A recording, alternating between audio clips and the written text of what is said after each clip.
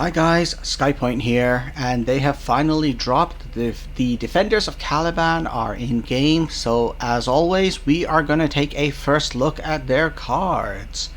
Alright, so again, apart from the ones which were in the reveals, I haven't seen them yet. Let's take a look and learn about them together. Alright, let's go through and start with their warlords, from the rare, then the epic, and then of course the legendary Luther. Alright, let's start with their rare warlord. As a lot of people predicted, it's Zahariel, so let's take a look at him. So, interesting. So he actually, it says Terror Sight, so that looks like he's starting with a special card. His ability is for 2 energy. You can put in play an Astartes Recruit. So let's go ahead in a moment. We'll check out what an Astartes Recruit actually is. But then the other couple of things is he's got medium initiative, 2 attack, 30 health.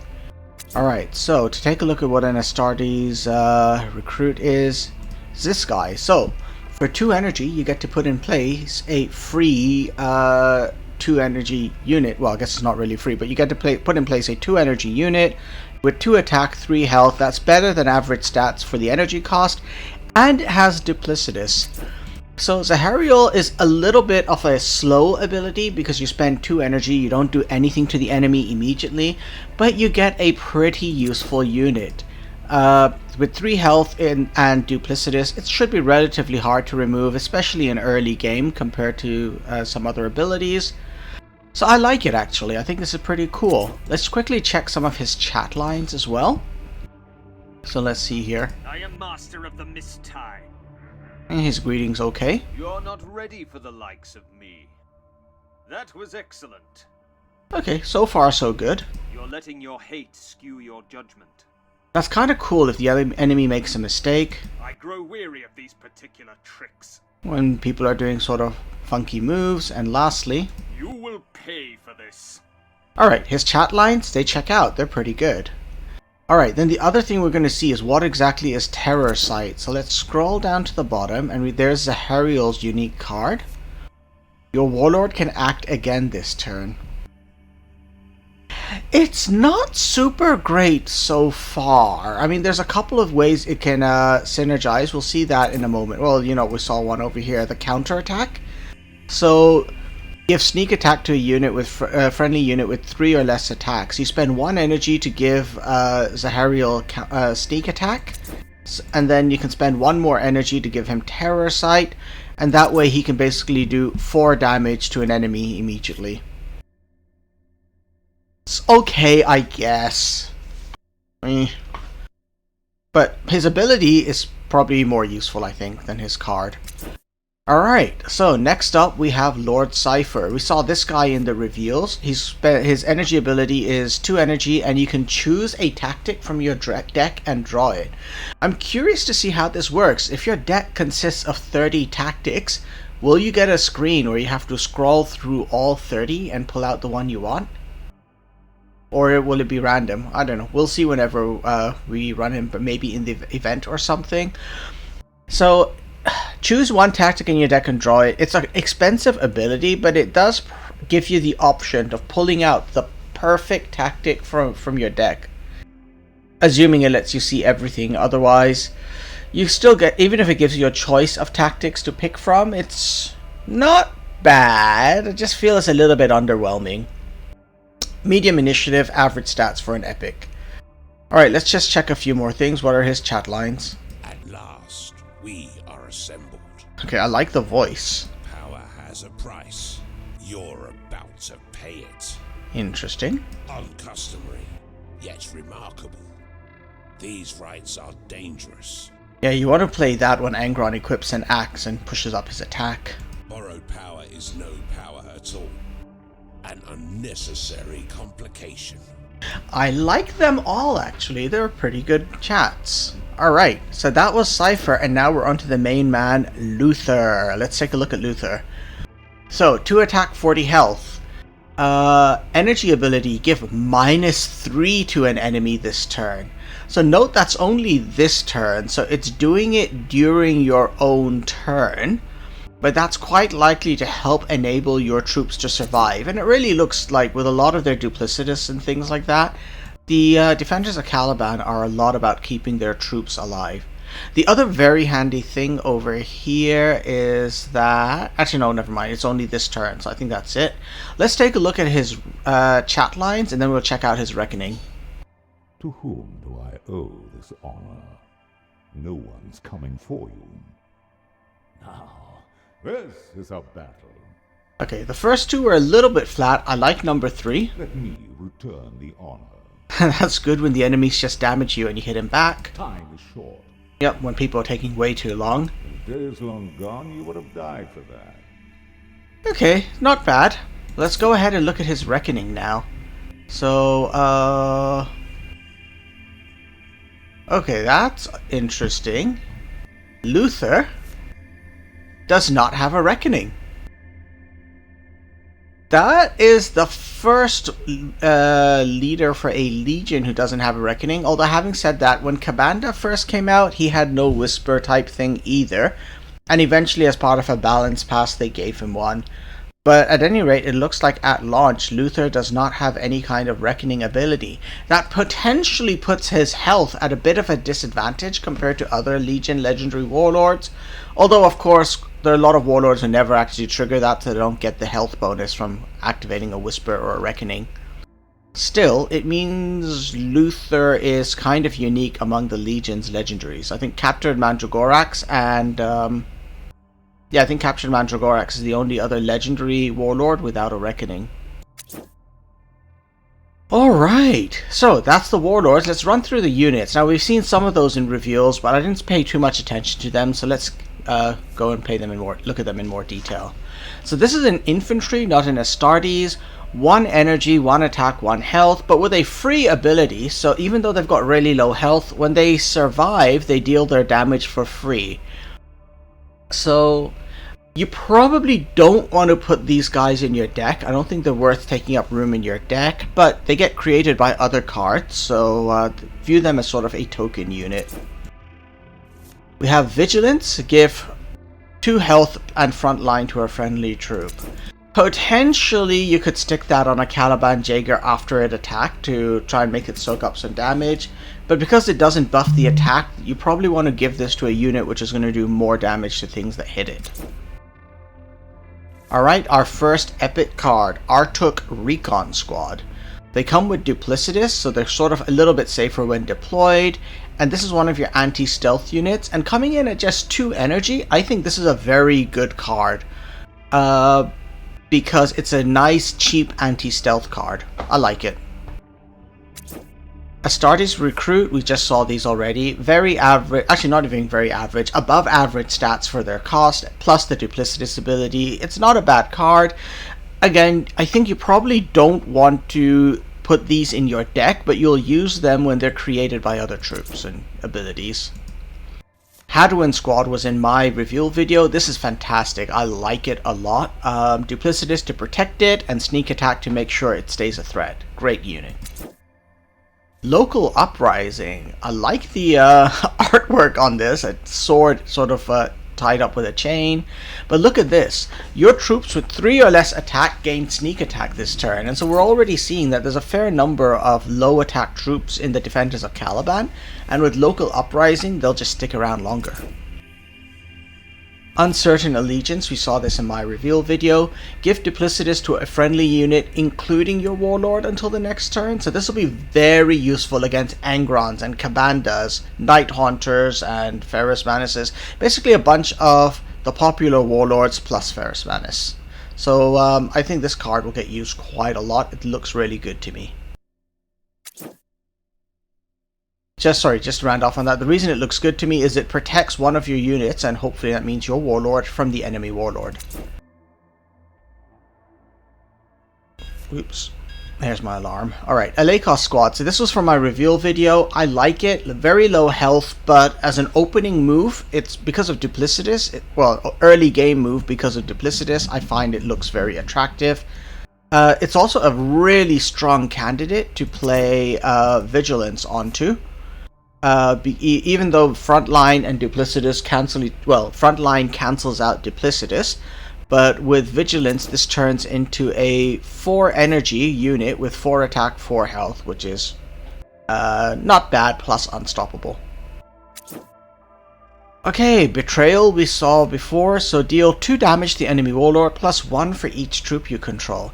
This has pretty good synergy with what we see with a lot of the cards, what we'll continue to see with the Defenders of Caliban, which is that they put out a lot of cheap units onto the board, and then if they survive, you can use Betrayal to just deal a really hard blow to the enemy.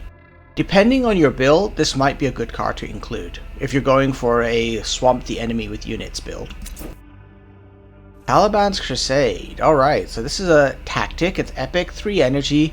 Heal 5 to a friendly unit and discard all chaos cards in your hand. So that's interesting. Now this means this is a card which is great to have, like 3 energy but heals 5. But in order to really get maximum, to avoid penalties from here, you need to build a pure deck, basically, a deck without chaos cards. Interesting, because those are discarded. It's not even as though they're shuffled back into your deck to play with later, they're gone. It also could lead to some interesting interactions. What if you've got a Dewback on the board and you've copied a really fantastic card from the enemy, but it's a chaos card? You have to make choices. Do you wait to play that, or do you drop Caliban's Crusade? If you're not planning on playing a lot of chaos cards, 3 energy to heal 5 makes this one of the most powerful healing cards in the game. Epistolary Zahariel, Duplicitous, and this guy goes on the board and he basically sort of has a Targetai Yasugai type of ability. Spend 1 energy, draw a card. If it's a tactic, deal 2 damage.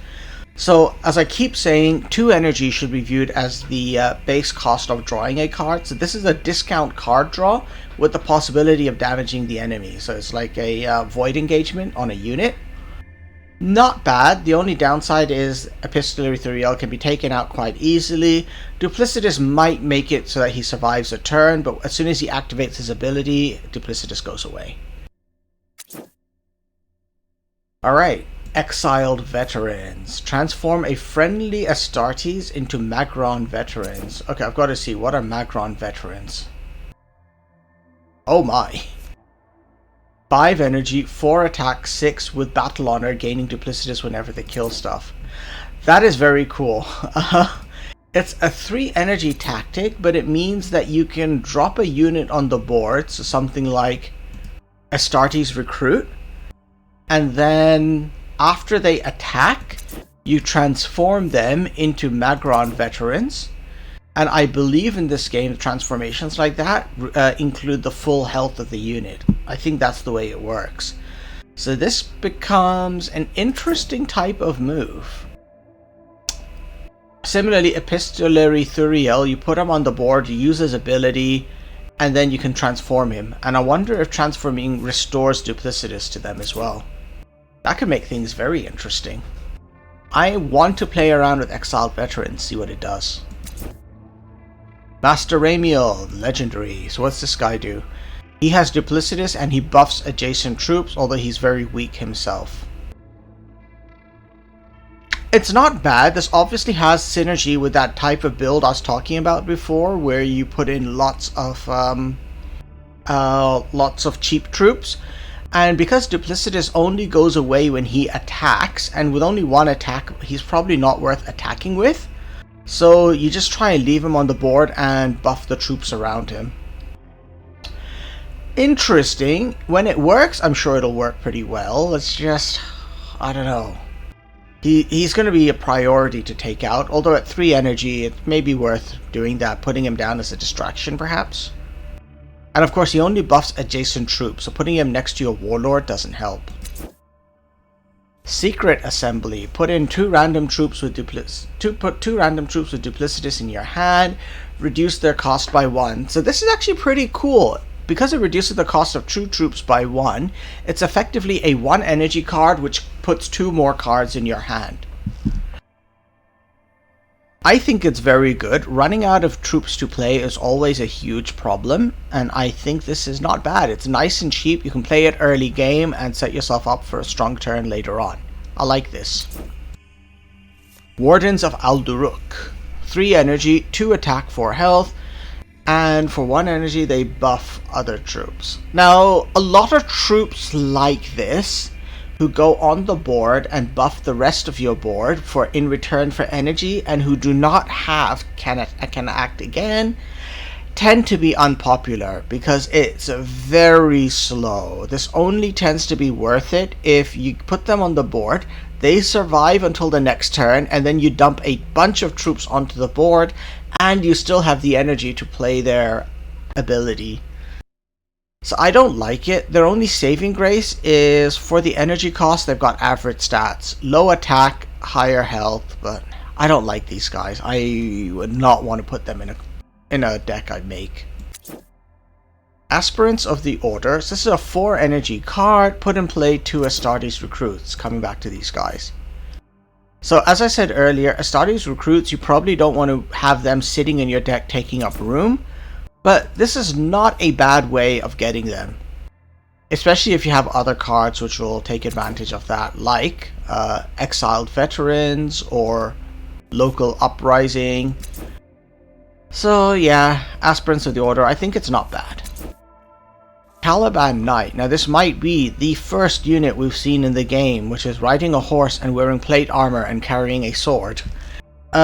Take a look at this guy. He's duplicitous, but he has flank and a free energy ability. Now when this was revealed, a lot of people were saying, what's the point? Because if you use his flanking ability to either attack or activate his energy ability, he loses duplicitous. I think this is there to give you choices, so you can either act with him immediately or try and keep him on the board as a reaction force, with duplicitous making it a little bit harder to remove him. For 4 energy, a 3/3 unit just sitting there as a reaction force probably isn't worth it, so you're probably going to put him on the board and immediately activate and put in place a Caliban Jaegers. So you're spending 4 energy to get a unit which realistically is worth 3, for 3 attack, 3 health, should be 3 energy, plus a 1 energy Caliban Jaeger. So not bad. I don't think it justifies being an epic rarity card. I'm a little bit torn on how I'd want to include him or not. It's not a terrible card, it's just there might be better ones.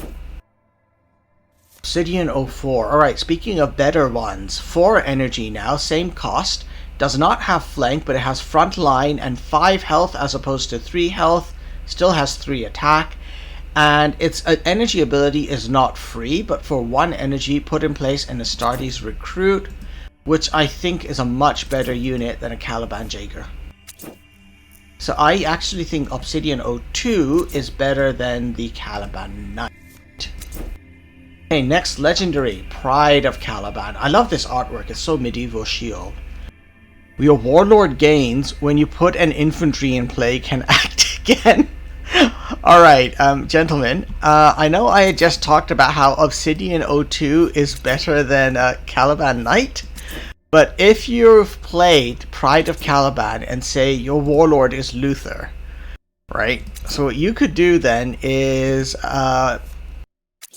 drop Caliban Knight on the board for 4 energy. Use Luther's ability for 2 energy to give -3 attack to the enemy warlord. Then for free, activate your Caliban Knight to put in play a Caliban Jaeger, which is an infantry. So that will trigger Pride of Caliban, which will allow Luther to now attack the enemy warlord and take no damage. So with particular builds, Caliban Knight might have its advantage. Alright, next up, Sgt Zahariel. Okay, I like the artwork on this guy. Rally. Destroy a friendly infantry and deal 5 damage to a random enemy. Again, that's got synergy with Caliban Knight. In an 8 energy turn, 4 energy to drop Caliban Knight and create a Caliban Jaeger. Sgt Zahariel, put him in play for 4, and then rally, kill that Caliban Jaeger, deal 5 damage to a random enemy. Okay, so might be some more synergies with Caliban Knight. Strategic Mastery, give +2 to your troops. Again, this is one of those ones which is going to be synergizing well with Flood the Board with troop type builds for your deck. So if you have lots of troops on the board, this one could be devastating. Next up, Tarshin Squad, flank and backlash. This guy I like a lot. For 4 energy, you get a unit with flank that does 4 damage. That's huge, right? That's excellent value. 3 health means it's probably going to die in your turn when it attacks. But even if it dies, you just draw a card. So remember, I've kept saying this over again, that drawing a card is worth 2 energy. So if you play this on the board, you do 4 damage and you draw a card. Like that's realistically a 2 energy value. And you get, you're basically effectively spending 2 energy on the unit. You're getting a card out of that. It's amazing, yeah. I like this. I love this unit. I'm going to put it in my decks. Champion of the Order. Look at that artwork. I like this. What's he got? After attacking an enemy, lower its attack to 0 until your next turn. Wow. Alright. So when he attacks a unit, it basically cannot counterattack back. And that includes the enemy warlord. This guy is great, despite the fact he only has average stats for the energy cost. But the reality is, when he goes on the board, your enemy is definitely going to be trying to take him out, because if he survives, he's going to inflict a world of pain. I love this card. It's incredible. I want 2 of them in my decks. Knightly Fortress. This one's a structure. Frontline structure, cannot attack. 2 energy, puts in play 2 Caliban Jaegers. Coming back to this guy. And again, now this has all that synergy with some of the cards we're starting to see, like Pride of Caliban and Sgt Zahariel. Exiled Veterans we saw already. Average stats, low attack, high health. But with Battle Honor, they basically, as they kill weak troops, so units which don't do enough damage to kill them, they gain protection from the enemy warlord, which I think is pretty cool. I like it. Raising the Banner, another wonderful medieval artwork there. Draw 3 cards. For every troop, put in play Caliban Jaegers. That is pretty cool. Again, this is really supporting that build style of lots and lots of cheap, low health units. This is going to help you flood the board. I like it. Sgt Jofio. Oh, nice. One rally, your infantry troops can act again. So let's say you have this situation, right? Caliban Jaegers, you've got 5 of them on the board somehow. They've all used their ability to do 5 points of damage. You drop Sgt Jofio, and they can act again. So then another 5. Interesting. This probably has a lot of synergy with a bunch of Imperial Army troops as well, who've got various energy-based abilities or even attack abilities. I like this. It synergizes really well with infantry builds, and so that's actually what I'm sort of seeing with the Defenders of Caliban so far. A couple of Astartes strategically sprinkled into an infantry-heavy deck. Next is a legendary Atias. Duplicitous, enemy units have -2 during your turn. So this will help to keep a bunch of those cheap units of yours alive, which is not bad. He's got slightly below average stats for his energy cost, but I think what he'll do in terms of keeping your warlord and troops protected from damage in your turn might make him worth it. I'm intrigued. Covenant of Death.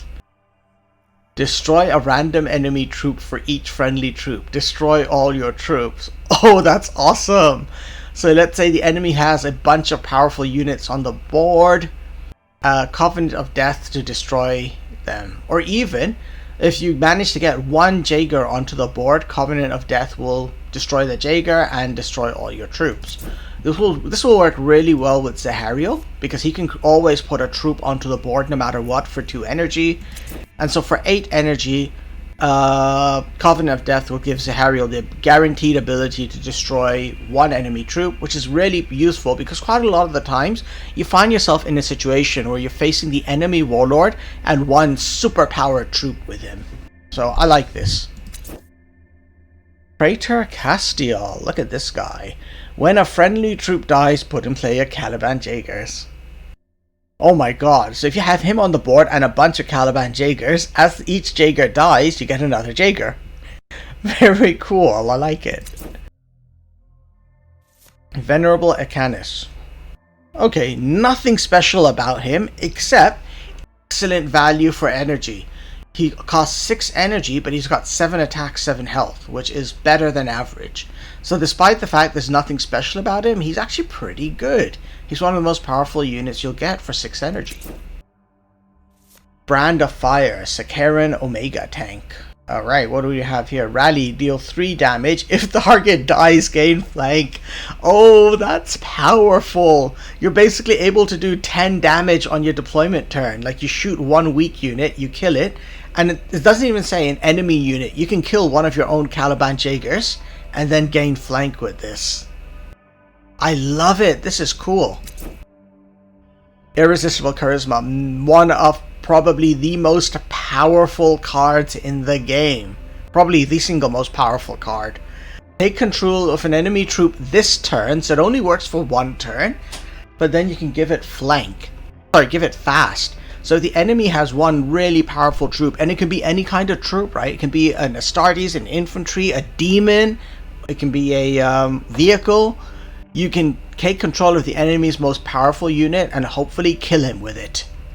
So I like it a lot. Or even, doesn't have to be the most powerful. That last frontline unit the enemy has protecting him, take control of it and use it to help beat him to death. I love this card. I need to have it. Next up, Exiled Veterans, Relentless Heal 4. Their attack is very poor for 7 energy, despite the fact they can relentlessly heal. Honestly, similar Iron Hand units don't tend to be too popular, so I think this is more of an event troop.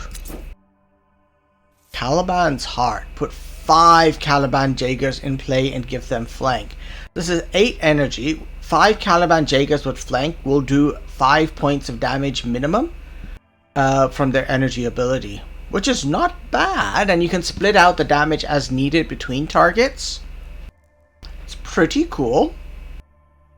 Some synergies with other units as well, so not bad. Inner Circle Terminators. Relentless, give +1 attack and health to other Astartes. This is pretty cool, actually. But remember, like, it looks as though with Defenders of Caliban, you're gonna have to make deliberate choices between having infantry heavy decks or Astartes heavy decks. If you're going with an Astartes build, these guys are great. If you're going with an infantry build, maybe not so much. Knight Commander. Okay, transform a friendly Astartes into Magron Veterans. So this is like a unit-based version of Exiled Veterans. And again, it'll be really good as long as when the unit transform, it comes in with the full health of Magron Veterans as well as Duplicitus. If that works, it's really powerful, because it also means you'll be able to use this effectively to heal some of your damaged Astartes. Alright, our last legendary card, Alder Rook. So this is a structure, frontline structure, cannot attack. Choose 1 Defenders of Caliban Astartes and put it in play. For 2 energy. This feels a little bit lame. I don't know, or maybe not. It's like a Mount Pharos with a fixed cost 2 energy and frontline. Maybe it's worth it. I mean, it's got a decent amount of health. It's got a little bit low attack. But it's going to force the enemy to put a fair bit of effort to take it down, because if they don't, first of all, it's a powerful front line, and if it survives, then it's throwing out potentially a powerful troop. Yeah, I guess I'd like to see how it does in the event. I suspect it's going to be a very good card. Behind enemy lines, deal 2 damage to all enemies. For each friendly unit, destroy all your troops. Okay, so this one is an upgrade on Covenant of Death. Covenant of Death destroys random enemy troops. Behind enemy lines, damages all enemies. It needs a lot to set it up successfully, so I'm not convinced. Somber Truth. This one I love. I normally don't like the 10 energy vehicles, but check this out. 10 energy, slightly below average stats for its cost, but when it dies, you get a free 8 energy unit. That's pretty good, I think. So I am actually intrigued by Somber Truth. I think it's pretty cool. Alright guys, well that's the whole review of the Defenders of Caliban deck. What do you guys think? I personally think this is going to be an interesting faction. They've clearly made this to try and break the meta. It's going to be strong against Angrons, Cabandas, Night Haunters. So let's take a look at how it does. Alright, so thanks for watching guys. Later today I am going to be doing a lot of streaming of Defenders of Caliban content, so stay tuned for that. Until I meet you on the battlefield, bye for now everyone.